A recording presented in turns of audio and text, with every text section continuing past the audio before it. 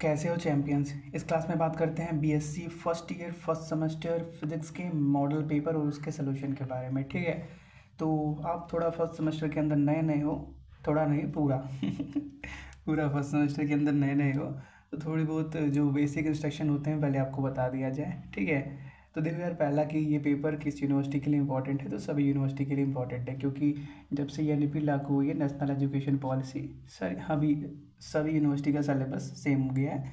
तो हर जगह पढ़ाई भी सेम सिलेबस से हो रही है और क्वेश्चन भी ऑलमोस्ट सेम तरीके के आते हैं। ठीक है, फिर भी अगर आपको डाउट हो तो आप बस अपने टीचर से ये पूछ लेना कि सर फर्स्ट सेमेस्टर फिजिक्स के पेपर का टाइटल क्या है, तो वो बोलेंगे mathematical physics and Newtonian mechanics, तो आप इन पेपर को देख सकते हो। ठीक है, इसके अलावा अगर कुछ और बोलते हैं तो एक बार ये वीडियो दिखा के पूछ लेना कि यही चलेगा कि नहीं चलेगा, क्योंकि हो सकता है कहीं पे अलग हो, लेकिन जब से एनईपी लागू हुई है मैक्सिमम ने तो सिलेबस सेम ही कर लिया है। ठीक है, तो ये हो गया डाउट पहला क्लियर।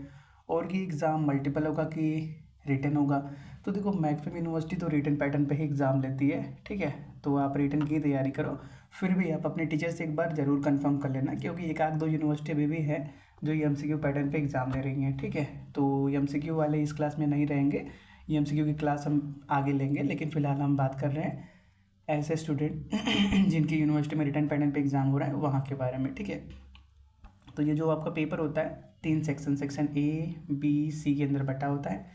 सेक्शन ए में आपको शॉर्ट में आंसर लिखने पड़ते हैं 50 से 60 वर्ड के आसपास, बी में 100 से 120 और सी में 300 प्लस वर्ड पर क्वेश्चन लिखने पड़ते हैं। ठीक है, तो स्टार्ट करते हैं सेक्शन ए के साथ। देखो, आपको लिखने की ज़रूरत नहीं है, मतलब इस मॉडल पेपर को कॉपी में लिखने की ज़रूरत नहीं है, आपको हर क्लास का पीडीएफ नोट भी मिल जाएगा। ठीक है, इस वीडियो के डिस्क्रिप्शन में आपको इस क्लास का नोट भी मिल जाएगा, ये जो 11 पेज का दिख रहा है ना, आपको नोट के फॉर्म में मिल जाएगा।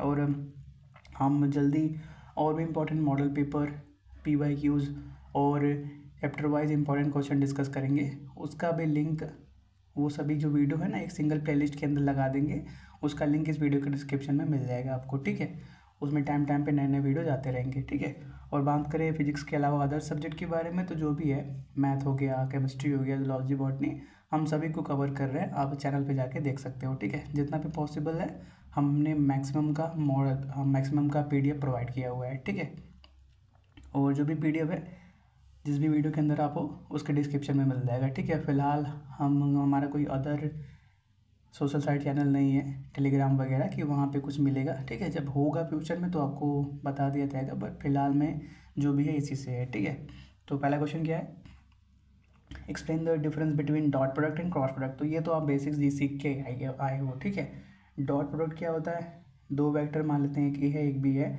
अगर इनके बीच में हम डॉट प्रोडक्ट में लिख करेंगे तो जो रिजल्ट मिलेगा वो क्या होगा, एक स्केलर होगा।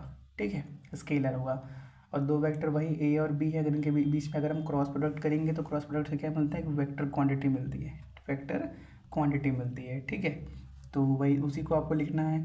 एक और बेसिक इंपॉर्टेंट बात बता दें आपको, देखो जो भी एग्ज़ाम होते हैं वो इंग्लिश लैंग्वेज में होते हैं। ठीक है, तो अगर आप यूपी बोर्ड से तो हो सकता है फर्स्ट सेमेस्टर के अंदर आपको थोड़ा सा प्रॉब्लम होगा, लेकिन आप कोशिश करना कि अपने नोट्स वगैरह टोटल इंग्लिश में बनाने की कोशिश करो। ठीक है, हिंदी इंग्लिश अगर मर्ज करोगे तो एग्ज़ाम में आपको प्रॉब्लम हो जाएगा, क्योंकि एग्ज़ाम में एग्जामिनर को प्रेजेंटेशन से मतलब है, तुमको कितना आता है, कितना ज़्यादा कितना कम, उसको उससे मतलब भी नहीं, उसको वो मालूम भी नहीं। ठीक है, तो अगर कोशिश आप करोगे कि अपने नोट्स को इंग्लिश में बनाने की, तो वो धीरे धीरे हो जाएगा। ठीक है, देखो हिंदी में आप क्या करते हो, स्टोरी के फॉर्म में लिखते हो, इंग्लिश में भी वही करना, स्टोरी के फॉर्म में लिखना है, लेकिन अगर प्रैक्टिस नहीं करोगे तो स्टोरी बनेगी कैसे। लेकिन अब अभी भी अगर क्या करोगे, हिंदी इंग्लिश मैथ मिक्स करते रहोगे तो एग्ज़ाम में कंफ्यूज हो जाओगे कि इसका मतलब क्या लिखिए। ठीक है, तो कोशिश करना कि जितना आप इंग्लिश प्रेफर कर सको करना।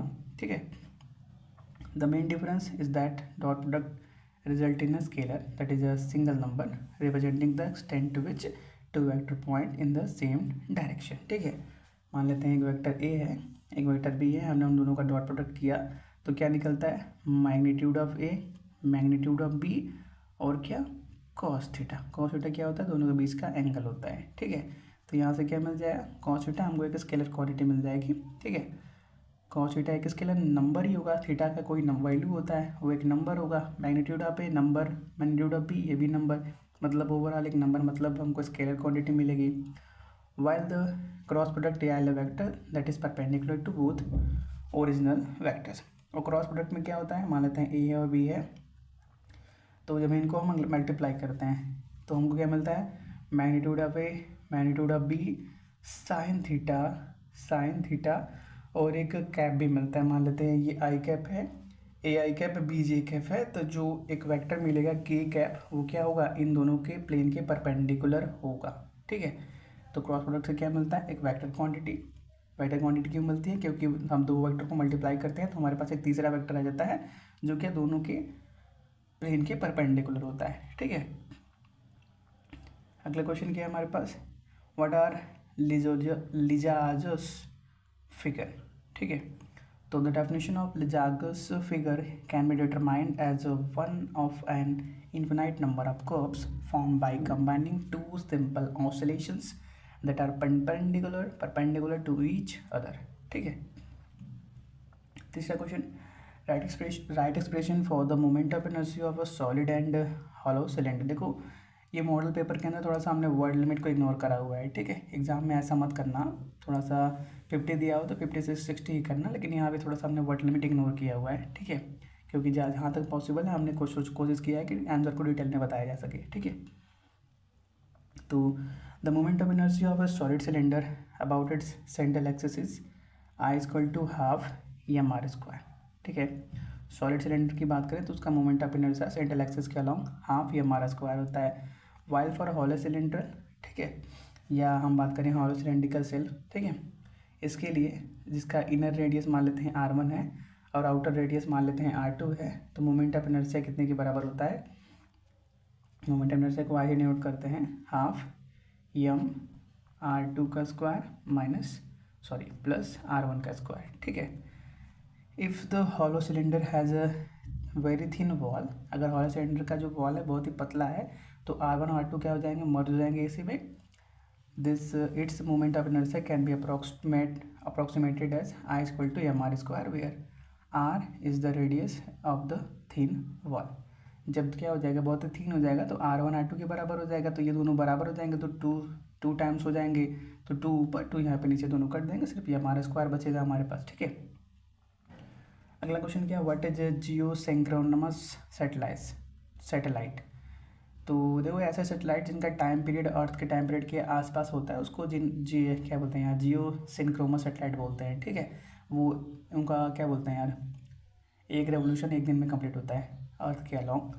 तो जियोसिंक्रोनस जो भी है, geosynchronous satellite orbits earth with a period of 1 sidereal day, मतलब उनका जो एक रोटेशन में टाइम लगता है 23 घंटा 56 मिनट और 4 सेकंड लगता है, ऑलमोस्ट थोड़ा सा ही कम है एक दिन से। ठीक है, matching earth rotations and returning to its same position in the sky each day. ठीक है, तो ये क्या होता है ना, ये हमेशा एक ही पोजीशन पे दिखते हैं। ठीक है, क्योंकि जिस स्पीड से अर्थ रोटेट कर रहा है सेम स्पीड से ये भी रोटेट करते हैं, तो ये ऐसा कभी लगता ही नहीं कि ये अपना पोजीशन चेंज किए हैं। ठीक है, तो जैसे ये अर्थ है, ये अर्थ रोटेट कर रहा है, साथ ही साथ ये भी रोटेट करते रहते हैं। मान लेते एक पॉइंट यहाँ पे है, ठीक है, ये एक पॉइंट यहाँ पे है, कुछ टाइम रोटेट होने के बाद जब ये पॉइंट यहाँ पहुँच जाएगा तो सैटेलाइट भी यहाँ पहुँच जाएगा। ठीक है, सेम पॉइंट पे घूमते रहते हैं।